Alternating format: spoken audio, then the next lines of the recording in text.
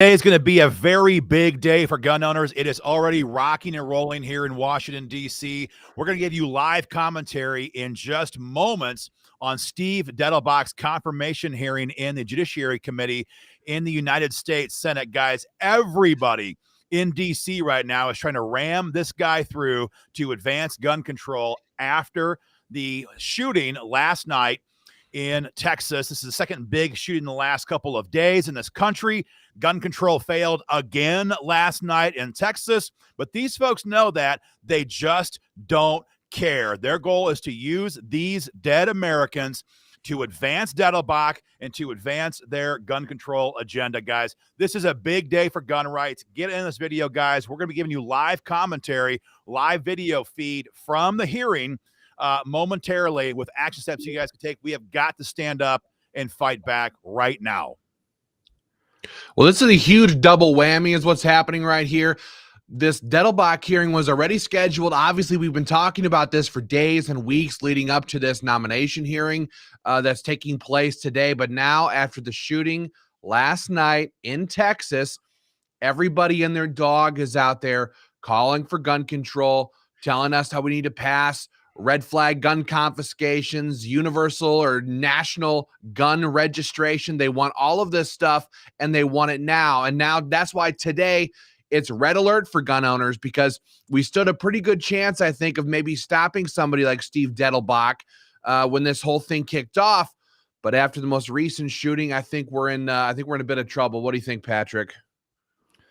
Yeah, absolutely, guys. And let me know if you can hear my audio not working right now. But, guys, everyone knows the left waits for these moments. I mean, let's just be honest. This is all in a playbook. This is all on a shelf. It's all in the drawer. And the moment they see a mass shooting, they're like, you know what? This is our time. We're going to use these dead Americans to shamelessly advance our agenda.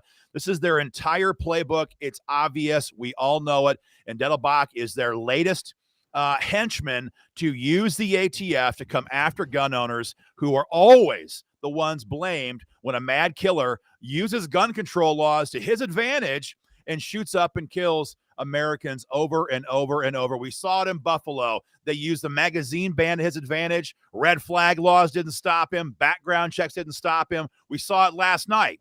Gun-free zones did not stop that killer. Background checks didn't stop that killer. None of this stuff works because it's all designed to stop us. Oh, hey, we got to bounce over here, everybody. We got it live going on right now. All right. 20 years. It's not possible without a really supportive family.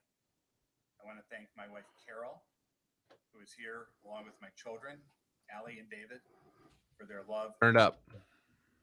I lost my mom and my dad both not too long ago, but I know that they're with me. And my mom's kid sister and my dad's big brother, my Aunt Rita and Uncle Dick, are both here to support me and to remind me of the example my folks set for me. My mom, who was a teacher, especially poignant today. And my wonderful father-in-law, Saul Bielostowski, who brought his family, including my wife, to this great country to raise her in Texas almost 50 years ago, is here with us as well. Finally, especially given the horrible events we all saw the last day, I want to thank again the brave and dedicated men and women of law enforcement, and especially the ATF. I've worked with ATF agents and seen their work for 30 years. And it's not just the agents. From the agents, of course, who respond to horrific crime scenes and they risk their lives standing shoulder to shoulder with state and local cops on the street, to the analysts and staff who anonymously pore over evidence and data late into the night, try to make a case, to the bomb technician responding to a horrible incident, a dangerous incident, to the lab person who's working against time, trying to make a ballistic match, and more. I want those people and the others at the ATF to know that I honor that service. And I want both they and the public they protect to know if I'm giving the privilege of becoming a Senate-confirmed ATF director, that I will work every day to join them as a leader and as a partner in both good times and bad. We face many threats to public safety, both new and old. Violent crime is increasing. Firearms violence and mass shootings are increasing. Hate crimes and religious violence are increasing, as is violent extremism. If confirmed, I promise to do everything I can to enforce the law, to respect the Constitution of the United States, and to partner with law enforcement to protect the safety and the rights of innocent and law-abiding Americans. And I vow, if I'm given the privilege of serving as director, to partner with others to advance the cause of public safety and to approach that task, especially now, here and now, with an open heart, with open ears, and always with an open mind. Thank you. Right. Thanks, Mr. Dettelbach. The chair has returned, but with his permission, I'm going to make a very brief statement and ask some questions. Mr. Dettelbach, I want to join you in thanking the extraordinary professionals of ATF, the agency that you've been nominated to Guy's lead, a psycho. having been a federal prosecutor, the United States Attorney in Connecticut, for 4.5 years. I've worked with this agency and I have followed their work over the years, and there's no more dedicated and brave group of professionals. And what we've seen over the last 24 hours, again, we've seen it repeatedly over these years, is the devotion of local law enforcement and state police to stopping gun violence and rescuing the victims and survivors of gun violence in this country. President Biden has made it clear that his administration is committed to combating the surge in violent crime in communities across the United States. But as we know, just a monster, man. violent crime cannot be stopped without also stopping gun violence. Firearms make violent crime all the more violent and all the more likely to be deadly. The best laws on the books Don't do shit. a dead letter if they are not enforced effectively. And it will be your job to make sure that the premier federal agency responsible for gun violence has the mandate and the independence to pursue it diligently, fearlessly, and ferociously. You come here at a moment of Ferociously against gun owners. anxiety and anger in this country.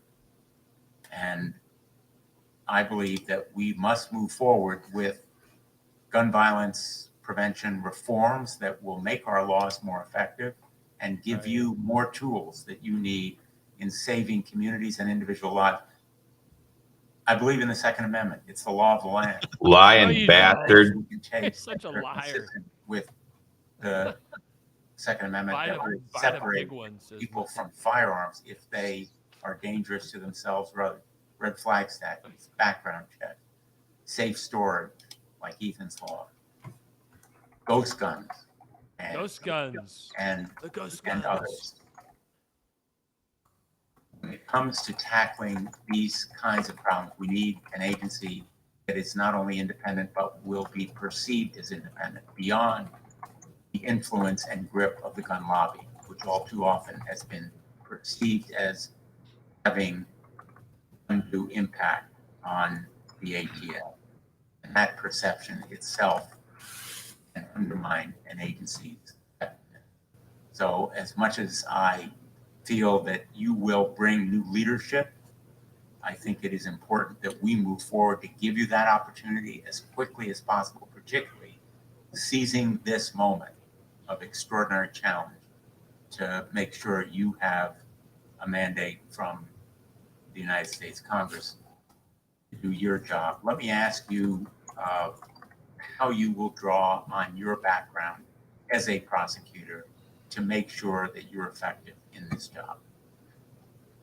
Senator, I have spent the vast majority of my career as a prosecutor, over 20 years.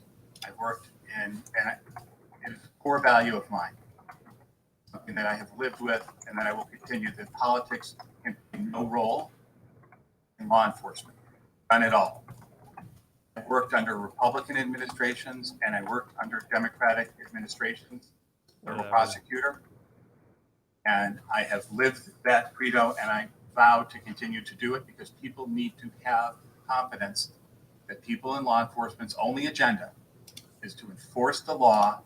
And if you're at the ATF, you catch the bad guys, trouble.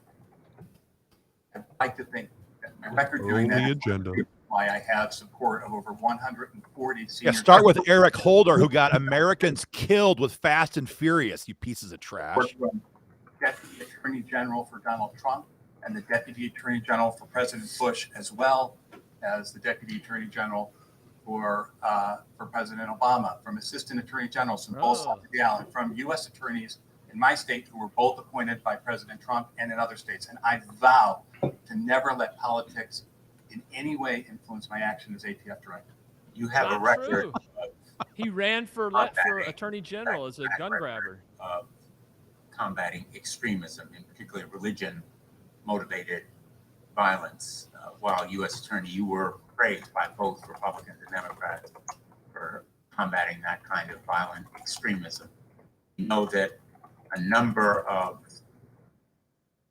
gun violence incidents, some of the most deadly, most recently in Buffalo, but also Oak Creek, Charleston, Charlottesville, Pittsburgh, El Paso, were motivated by this kind of white supremacy, anti-religion, religious faith kind of violence.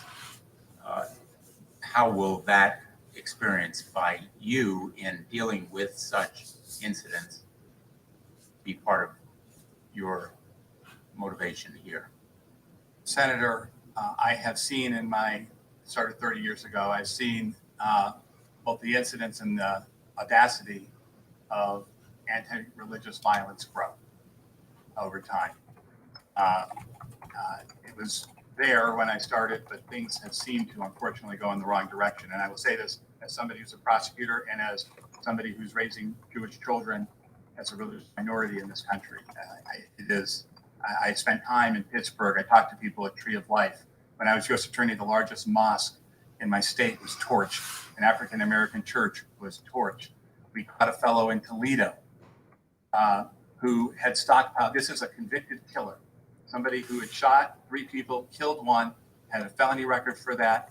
And we found him in Toledo with 18 weapons, 40,000 rounds of ammunition, a Kevlar vest, and surveillance evidence that he was scouting out and following the head of the Jewish Community Federation in Detroit and the head of the NAACP in Detroit. Thankfully, sounds like those places of worship need to arm themselves. Senator, this is part of who I am, and it is a core American value to be able to have religious freedom and to worship without fear of violence. We have to make sure we protect them. Thank you, Mr. Dettelbach. Thanks, Mr. So this guy's going to eliminate fear. He's going to eliminate all fears by just putting him at the ATF. Last year in Chicago, my wife and I attended a memorial service for a Chicago policewoman. Her name was Ella French.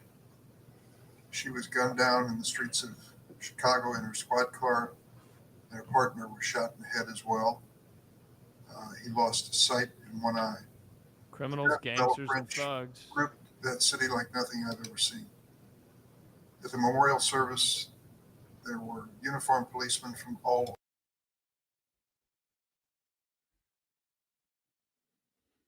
for hours to show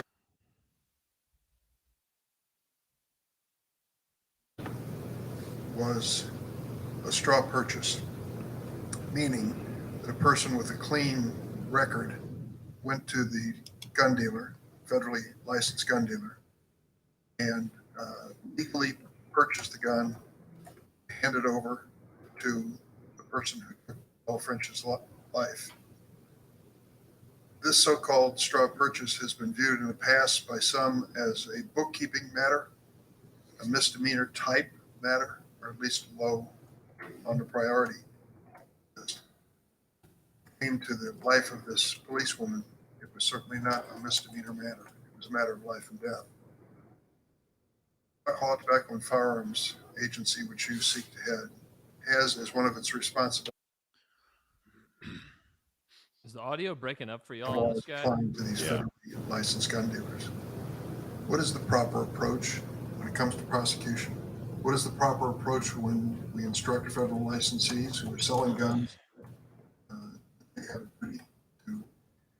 These guys all come from the presumption that their laws are going to stop bad guys from getting firearms, and these government agencies simply just don't do that. Approach to enforcing They these never laws have.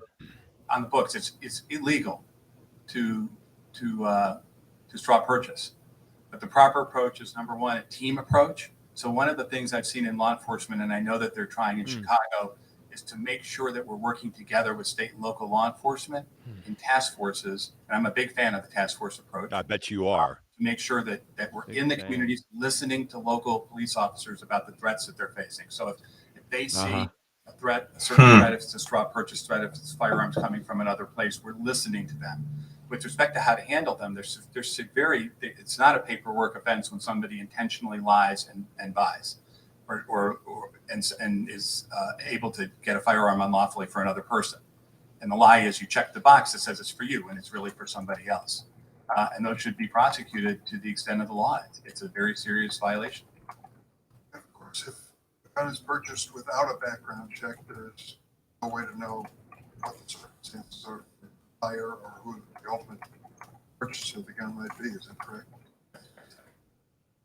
All right. In the course of your practice, you've dealt with law enforcement.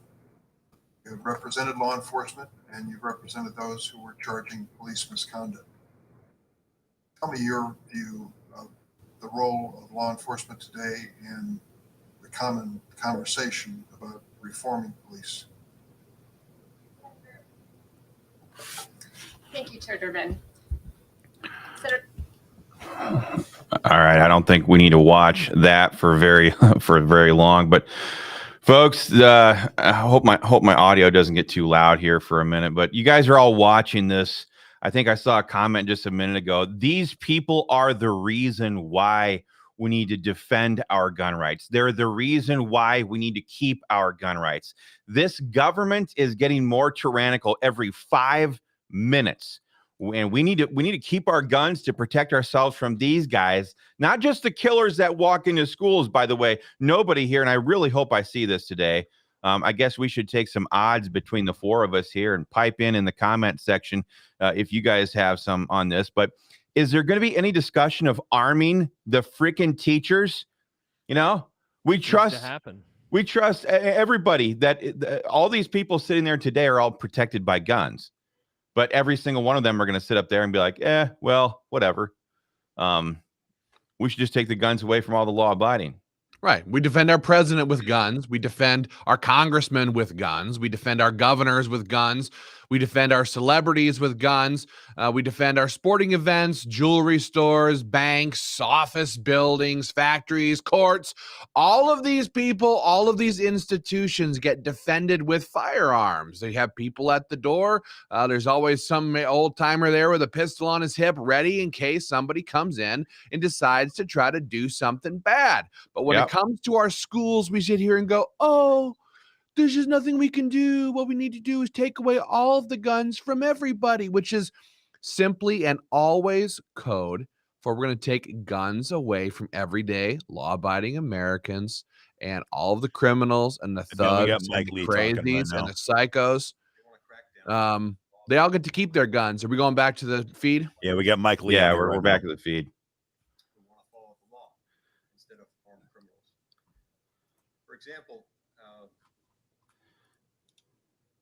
as I recall, Mr. Dettelbach, you've called for every type of gun control. And under your leadership as U.S. Attorney for the Northern District of Ohio, the number of prosecutions, firearms, and explosive cases filed by the office actually decreased by almost half, from 123 cases filed in 2008 to only 65 cases filed in 2016. Now, there may well be reasons for that. I'm not familiar with all the operations of the office at the time, but it's worth inquiring into. What's even more outrageous, though, is the gun groups like campaign in every town, wasted no time in attempting to profit off of this horrific tragedy in Uvalde, Texas. Every town's fundraising email attempts to play on the emotions of those whose lives have been ripped apart by this tragic shooting is troubling. Their email says, quote, "This crisis will only end if we band together and demand action from our lawmakers. I need you in this fight." And at the end of the letter is a large red button that says contribute to end gun violence.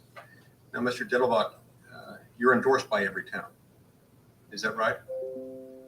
I believe so, Senator. Are you willing to disavow I think so. shameless immediate fundraising off of the Texas tragedy just hours after this tragedy occurred? Senator, as I've said, and I want to repeat and promise you, as ATF director, politics have absolutely no place in law enforcement. They have It's no so place full of crap, in man. an ATF director, and I don't view this as a Democrat or Republican issue. I view it as an opportunity to try to work together to make things better. I appreciate that, and that's as it should be. Do you disavow these efforts? Senator, I haven't seen what you're referring to, and it's not for me to get involved in a political argument. I am going to be a law enforcement person again, as I've done for 20 years, if I'm fortunate enough to be confirmed. And I vow I would never be involved in any political aspect of that kind of thing while I'm ATF director. So I appreciate that, and that's as it should be. I do think it's unfortunate that they're doing this literally hours after the shooting, and I don't think that's too difficult to disavow, but apparently you're not inclined to do that. And then, do you support the Biden administration's zero tolerance policy for federal firearms licensees? Senator, I was not at the ATF when those policies were developed, and I've not had a chance to speak with the people at the ATF about all the things behind them. I can tell you, I represent now, and I'm in private practice, I represent businesses who deal with regulators. And to me, the three key things of good regulation is it has to be, number one, it has to be fair. Number two, it has to be consistent. And number three, it has to be effective. And when, in my experience representing clients, when you can't do those things, it creates an uncertain business atmosphere for people who are trying to follow the law. And I would tell you, as an ATF director, that would be very important to me, is to find out how we can be, and you can do those things at the same time. It's not always easy, but you can, because it's important for people who have Second Amendment rights and who are business people. Now, to that end, do you believe that federal firearms licensees should have their licenses revoked for simple paperwork errors on Form 4473, or for missing outreach from ATF or a tracing request? Senator, to me, again, I would have to look at any individual case, but I will tell you, Senator, people have to know that if they have a minor violation, it's going to be treated one way, and people have to know if it's more significant, it's going to be treated every time, not depending on whether it's in Seattle or Miami or what month it is. And I would tell you, Senator, that would be very important to me to do that. And I think lawyers then argue about what happened, right? This was intentional. No, it wasn't intentional. That's where I think we can have discussions as a regulator in a regulated industry. But people should understand and have some predictability they're entitled to, is when you do this, this is what happens. Yeah, in my time's expired, I would like you to answer that question, though, because it's a simple one. And I appreciate your willingness to say there should be clarity. I completely agree. I would like to know, though, whether a federally licensed firearms dealer should lose his or her license, based on simple paperwork errors in Form 4473. Again, Senator, to me, it depends on each case is different. So, for instance, you're saying errors. I assume by that you mean something that's totally unintentional. Yes. Right. So unintentional violations are much less serious than intentional violations to me. So on that basis, they should not lose their license. Yes, I guess if it's happened. How many times have we heard this in government, man? I'm just making that You up. unintentionally did something and you get whole circumstance locked in a web cases. of government In other words, absent bureaucracy factors or recidivism. Or mitigating factors. And the lawyers argue about that, obviously. Gotcha. Thank you, Mr. Chairman. Senator Leahy? Thank you, Mr. Chairman. Oh, boy. With all due respect to my friend from Utah, and he is my friend, I'm getting concerned by hearing a number of people of gun advocates, Retired dinosaur. gun control advocates speaking out. It's almost a case of blaming the victims and not blaming the person who's able to walk in and buy a weapon that should be used on a Here he He goes. heard me. I think he heard me. not in a school zone. The kind of weapons being used by the Russians in Ukraine have no place in a school. No, they have AKs, you idiot. It's trying to blame those who sell weapons of war this way. The Ukrainians are using AR-15s. Come on. I seem outrageous because gun violence continues to plague the country. As the senators from Connecticut pointed out, nearly 10 years ago, 20 children, 6 adults were slaughtered at Sandy Hook Elementary. This committee under my chairmanship advanced common sense legislation to address shortcomings in our gun policy. But what happened yesterday? 19 elementary school children, 2 teachers gunned down in their Texas school by a teenager. Nothing has changed. Nothing except more lives lost. When my Republican colleagues goes on television, oh, the answer to this is to arm the elementary school teachers. When my children, my grandchildren have been in elementary school, I expect the teachers to be teaching, not carrying guns. Common Core math and transgenderism. Empty thoughts and prayers and oh, they're awful. Well, let's start doing something. Let's stand up as senators, both parties, and actually vote for real restrictions on guns. We're the only civilized nation on earth that watches children gunned down, and we do nothing to prevent it from happening again. We're cowards if we don't act. Cowards. Cowards. Now, Mr. Dettelbach, it is good to see you again. Former staff member of mine on this committee, I know the Oh, not political, man. Former Leahy staff member. He must have missed that comment.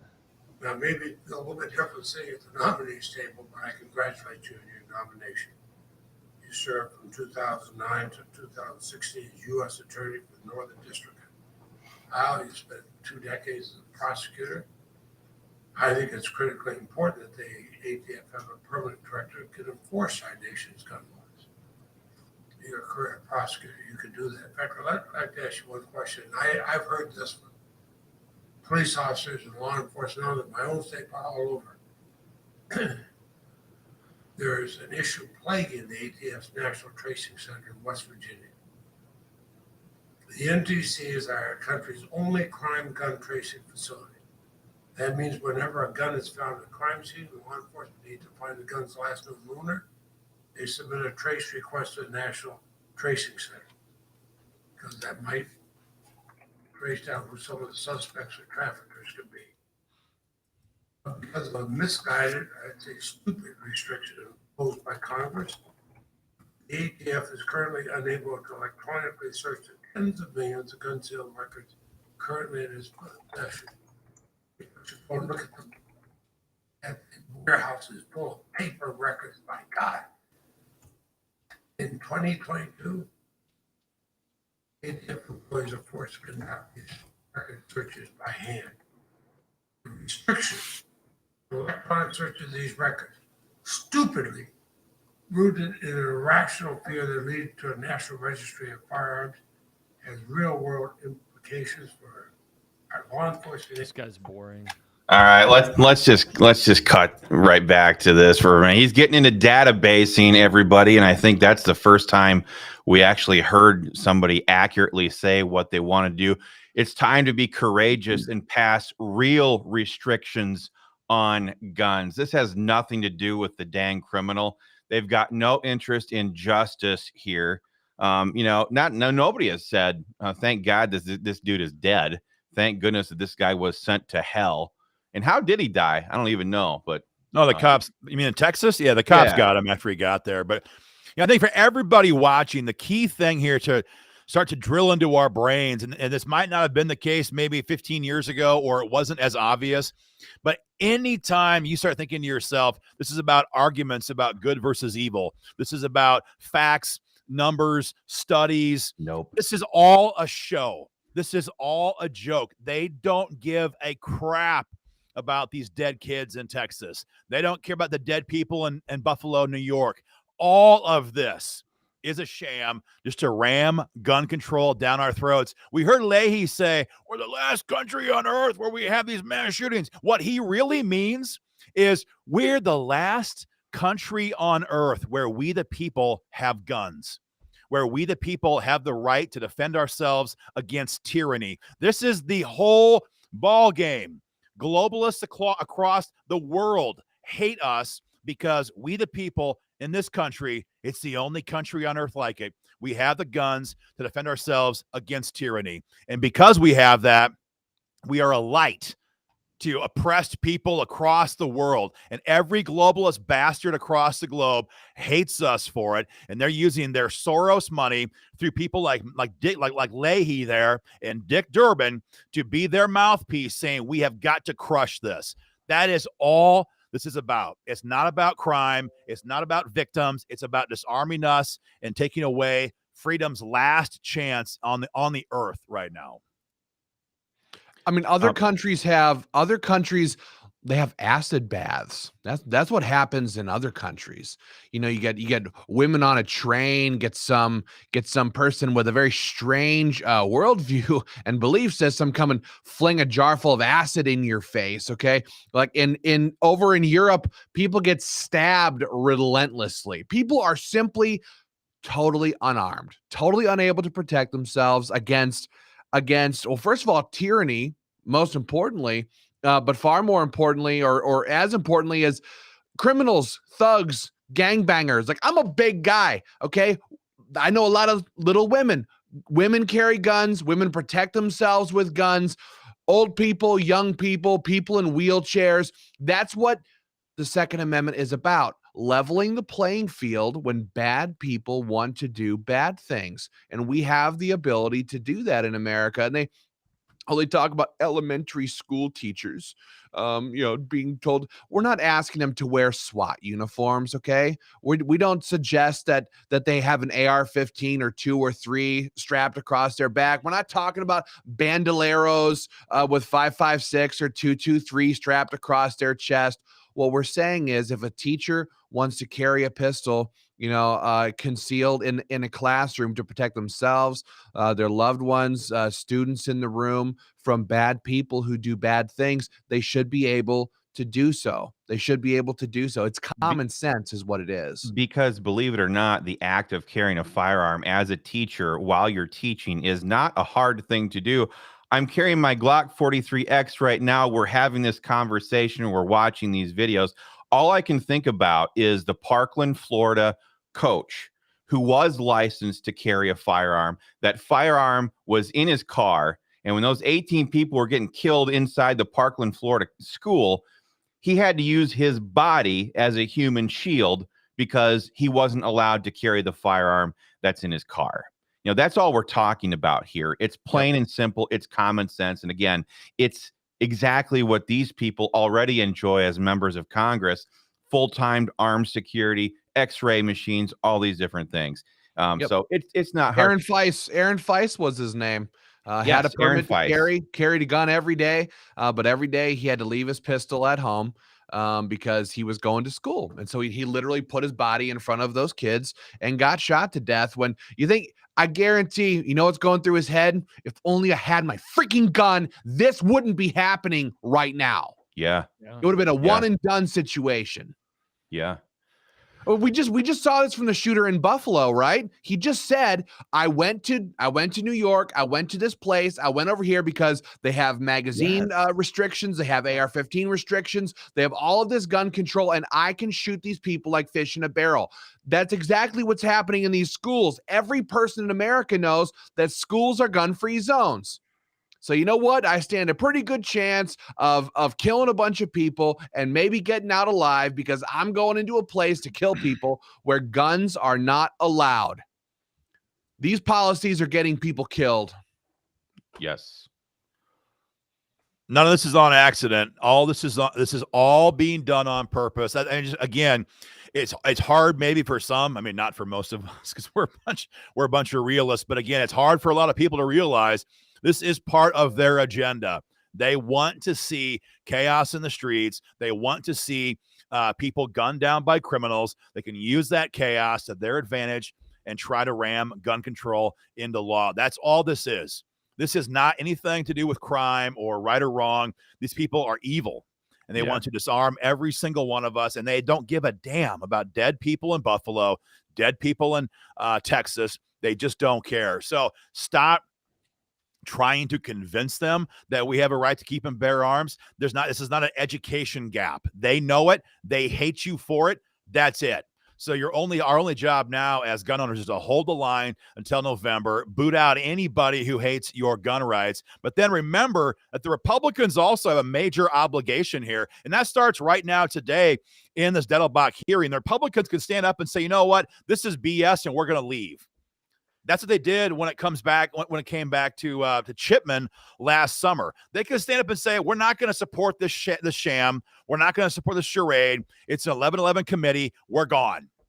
They could fight back. That's the question is, will they? And especially when it comes to the next Congress, when we have a Republican-controlled chamber, we hope, or maybe even two, we hope. What will they do then? Will they fight to roll this shit back? Because it's not going to help if we keep just stopping an AW ban. We have got to roll back the Gun-Free School Zones Act of 1994. We have got to roll back all the 1,000-foot rules around schools. We have to roll all of this stuff back and crush the ATF as well. So if we get these kind of majorities back, we have got, as gun owners, we have got to push the Republicans saying this has to happen. It has to happen now. What freaking pisses me off the most about all of this, and I'm sure you guys can all agree with me on this, but it pisses me off that these bastards share none of the blame. They don't sit there and shoulder any of the blame. Patrick Leahy, Dick Durbin, all these corrupt, degenerate pieces of human trash sit there and they blame us. Well, here's some news for you. You share no blame. You share zero guilt. These people are the ones who passed the Gun-Free School Zones Act. These people are the ones who are promoting this agenda and this worldview that yanks God out of the schools. This is the corrupt politicians who are indoctrinating our kids that you can have sex changes when you're as little as 5 and 6 years old. It's sick. But they sit there in these positions, and this is why I get so angry at these Republicans who don't just go to war against them in these committee meetings, because they sit there, they foist this blame on you. The Republicans stay silent, and that's why we have to fight back so loud, so hard against this stuff, because they like Aaron has said, they care none whatsoever. They are literally the degenerate Rumpelstiltskins of America. They spin the blood of the innocent dead into gold for their agenda of communism, of the destruction of freedom. And it pisses me off that they don't ever take any of the blame or acknowledge the blame. And of course they wouldn't, because they don't care. But anyway, I guess I'll stop preaching here, folks. Hit your petition at stopdettelbach.com. Fire that sucker off today, right now. We're delivering these things to Washington, D.C., and we need to be hammering on your senators, especially in all the states that you guys are watching this on right now. Yeah, guys, and we talk about going on offense. There hasn't been a lot of offense in the Congress other than what the American Firearms Association has been doing and working with our allies during this Democrat-controlled Congress. Eliminate the ATF, Second Amendment Preservation Act, on and on. What do we have? Gun Owner Privacy Act. This is the type of stuff that we do at the American Firearms Association. If you're not yet a member, guys, hop on board at joinafa.org. Get on board and join today. Yes, this takes money. It takes resources. It's not free to run TV ads, radio ads, on direct mail, which we did all of it here in Georgia, where I am, last night, guys. And a lot of great pro-gun legislators were reelected, including one of our allies, Marjorie Taylor Greene, who introduced a number of pro-gun pieces of legislation, which we'll hope she will be doing as well. We'll be working with her as well in 2023 when Republicans take back the majority. Who's speaking who's speaking right now on the Senate Judiciary Committee? Dettelbach is speaking, and we could Dettelbach. go pipe in there for a minute if we wanted to, So, but yeah, this um, guy, I mean, this guy plays, you can see it. He's an attorney. It said his income last year was a couple of $1 million, a big high profile attorney. He knows what he's doing. They've learned the lessons of the David Chipman saga from last year when gun owners beat the crap out of him. However, this guy can't run from his record. And we knew his record within minutes of him being announced back in Yeah. April by Biden. And you saw it from Mike Lee. These Republicans better stay together. They better boycott him. They better walk Yes. out at some point and just say no, because we know what this guy's all about. He's lying through his teeth about being apolitical. Just 4 years ago, this dude was running for attorney general in Ohio, endorsed by Obama, Biden, all of them. So why don't we cut back over there, guys, and keep going? Thanks for everybody being on. Let us know where you are watching from. You probably heard me a second ago. I'm here in Kennesaw, Georgia. The guys are working all around the country today, guys. Some of us may drop off here in the next few minutes, but a number of us are going to stay on and continue to give some commentary and hopefully some grassroots activism action items here for y'all to take. Hey, how about we bounce over? Josh Hawley is up right now. He's usually pretty good on this subject. You guys want to bounce over and listen to him? Pull him in. Yeah. All right, here we go. 2016. Okay. And you were responsible as U.S. Attorney for your district for prosecuting all manner of crimes, including federal firearms crimes. Is that correct? I oversaw an office that was responsible for federal prosecutions and law enforcement in the Northern District of Ohio. Right, including firearms offenses. Were those high priority for you? They were, Senator. Yeah. Do you think that they should be a high priority? I think, yes, I think you're working with local law enforcement and state law enforcement together, but together you're working in partnership, and violent crime and gun crime should be a priority. Terrorism is a priority also. There are other priorities, but yes, sure, it is a priority. Sure. And you just said that you said to Senator Feinstein that you'd be very strong in this role. I assume you think it's important to be very strong as a prosecutor when it comes to violent crime, including firearms crime, like the kind that we saw yesterday. Is that fair to say? Yes, Senator, I think it is. It's fair but strong, yes. Yeah. So let me just ask you then about something in your record that puzzles me, and I was hoping you could walk me through it. When you became the U.S. Attorney, there were about 120 firearms and explosives prosecutions a year.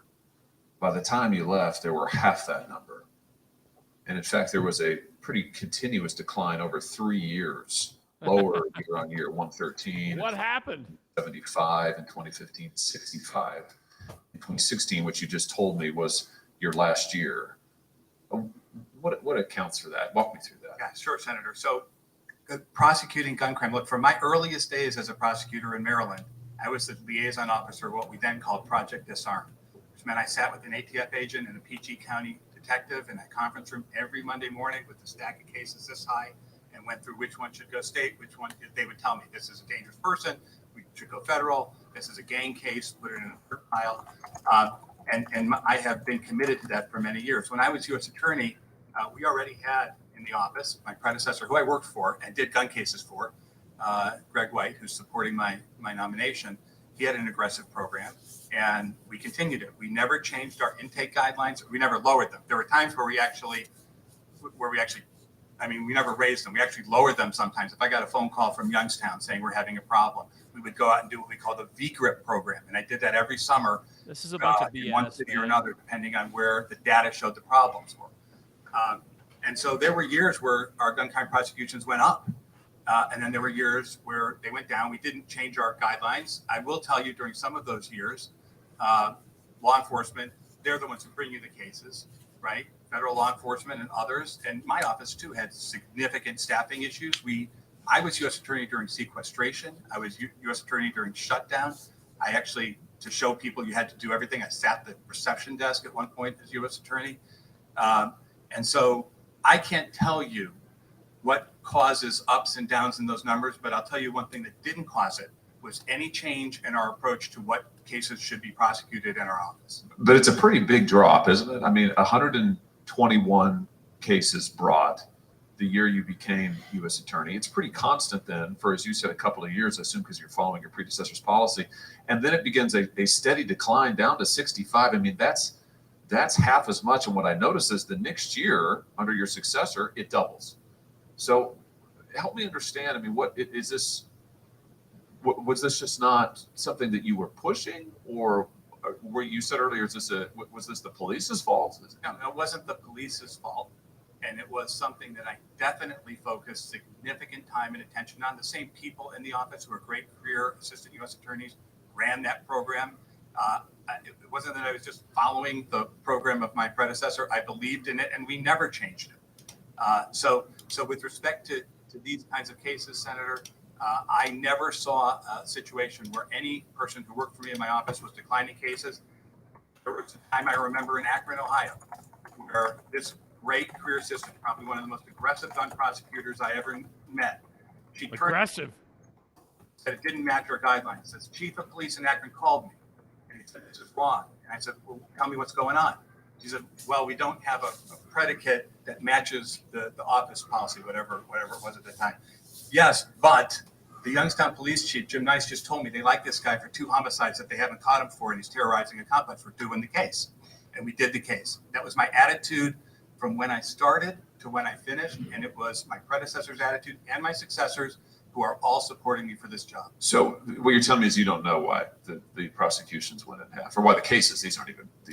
There were years that went up, I believe, Senator, also. Well, sure. And I mentioned, it was about level. I mean, and your high water mark was 160, but then it goes down to 65. And as I said, there's a pattern here. It's a 3-year, 113 in 2014, 75 in 2015, 65 in 2016. But it sounds like you don't know. I mean, that's your testimony. Yeah, my last day as U.S. Attorney was February 5th of 2016, Senator.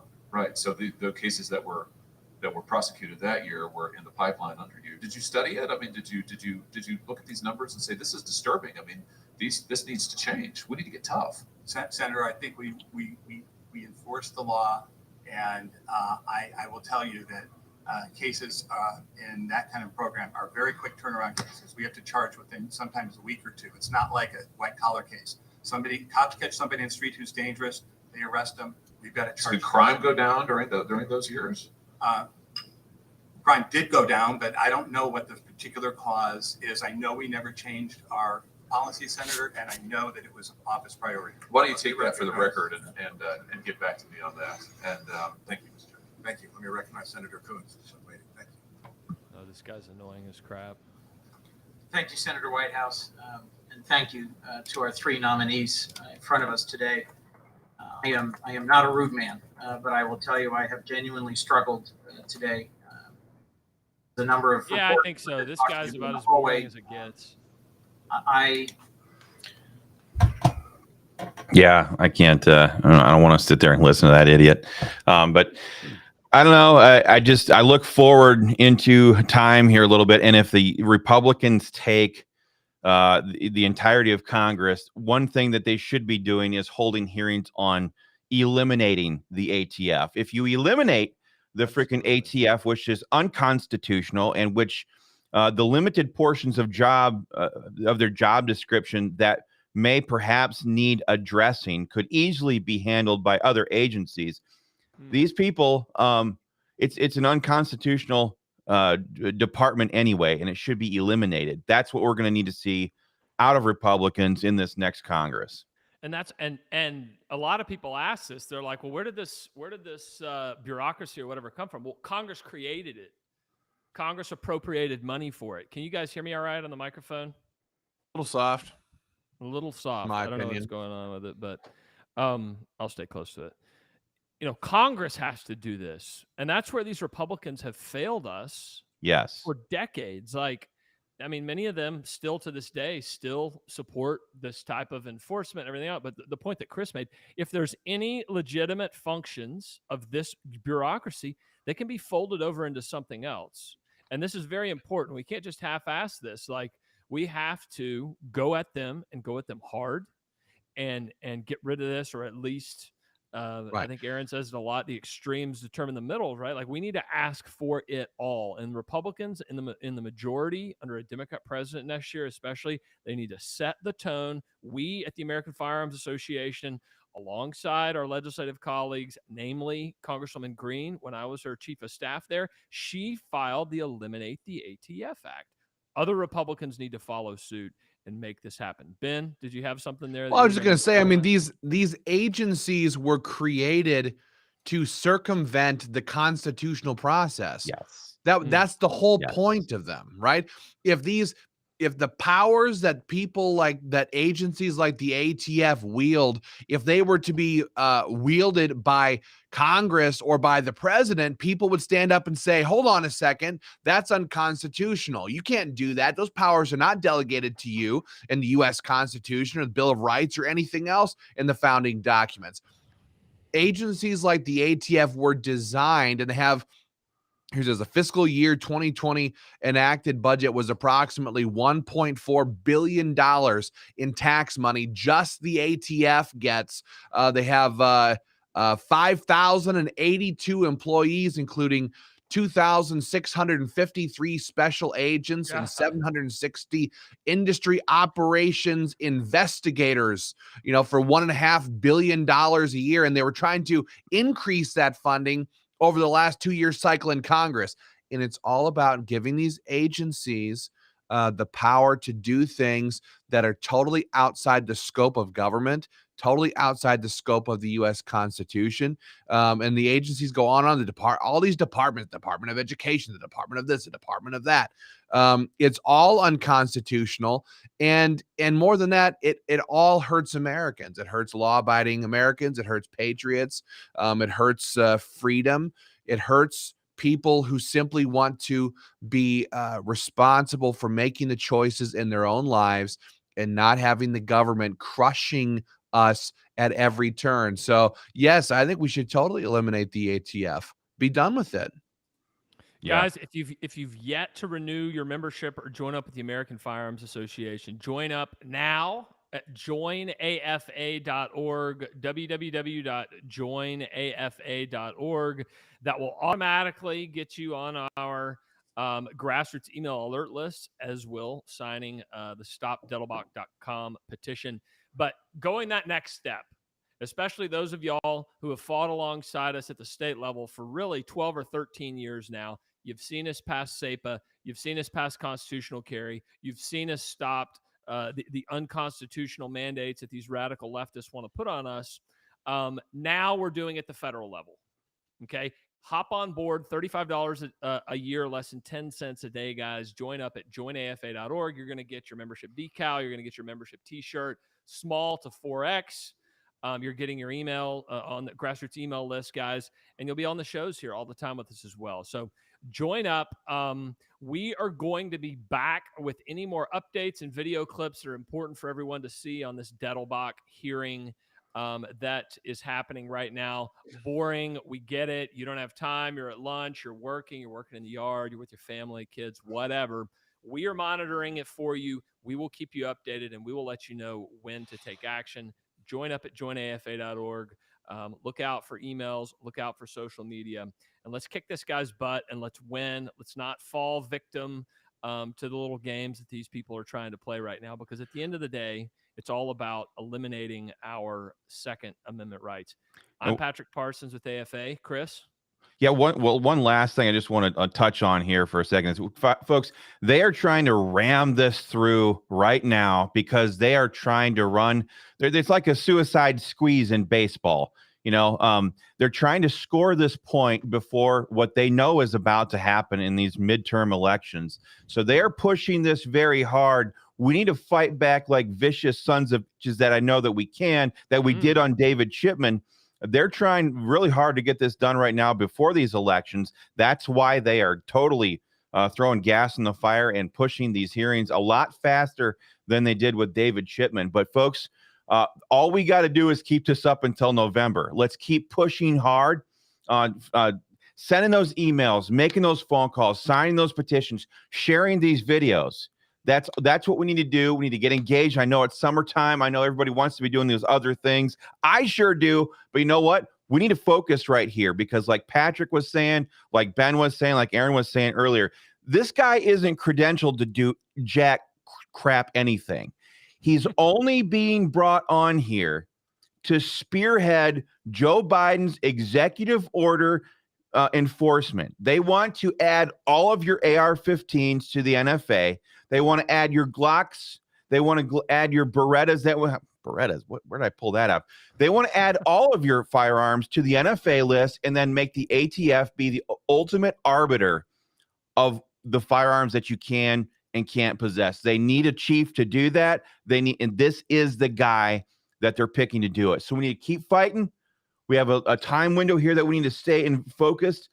So be hitting those emails, signing those petitions, making those phone calls, and join up as a member of American Firearms Association. And we will keep hammering out this easy to take action links for you guys to do this, these easy to share videos, and keep you guys totally in the loop and engaged in this fight with us. And with that, we're going to end this video for today. Folks, thanks for watching. Thank you for fighting. And thanks for being a part.